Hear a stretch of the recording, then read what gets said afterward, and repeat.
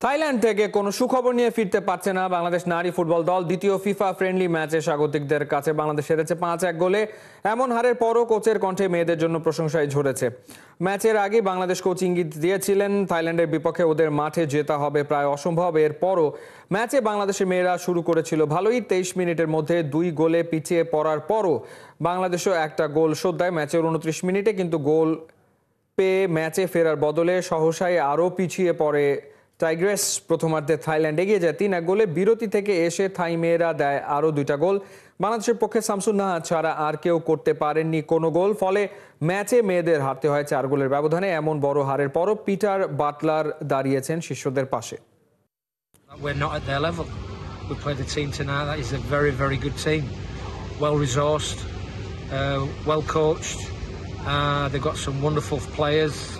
And as we were just saying then about that, physical profiling, stronger, fitter than our girls. But I'm proud of our girls.